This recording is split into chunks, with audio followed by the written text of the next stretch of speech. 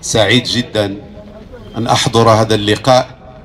في هذه المنطقة المناضلة المكافحة، والتي نضلت من أجل الدفاع عن استقلال هذا الوطن، ولا زالت تناضل إلى اليوم من أجل الحرية ومن أجل الكرامة.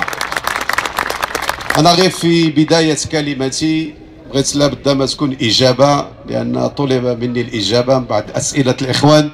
لا من طرف نقابة الاتحاد العام للشغالين، من طرف الأخ الكاتب الإقليمي، ولا من طرف الإخوة المسؤولين في الحزب والمنتخبين. إذن فيما يخص النقطة الأولى قبل ما ندخل في الموضوع اللي هي زراعة الكيف، أنا أقترح بمناسبة هذا اللقاء اقتراح يمكن أن يخدم الجميع، وهو الآتي: ما دام أن هناك عمال يشتغلون في هذا القطاع، أنا أطلب من كل الإخوة العمال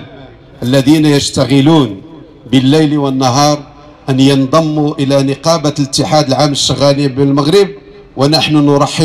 نرحب بهم من أجل أن ندافع إلى جانبهم من أجل أن تستمر زراعة الكيف بهذه المنطقة. يا شباب بالروح بالدم نفديك يا شباب بالروح بالدم نفديك يا شباب، لأن هذه الزراعة كما يؤكد الجميع في السابق لما نتحدث عن القهوة في بدايتها سنوات وهي محرمة كما هو الكيف الآن، ولكن بعد دراسات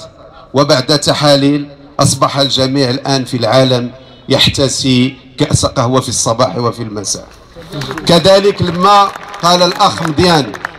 الكرموس كذلك أخطر من الكيف، كذلك العنب إذا حاربنا الكيف حتى العنب يستخرج منه مادات الروج، وأنتم تعرفون الخمور ودورها في اللعب بعقول الناس، وكذلك الشعير الذي تصنع منه جعات البرة. إذن كل المواد يمكن أن تصبح مضرة بعد صناعتها، حتى الحليب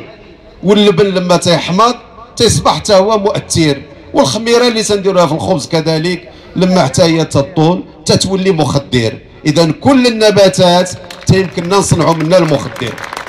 الغريب في الأمر هو أن حتى شي واحد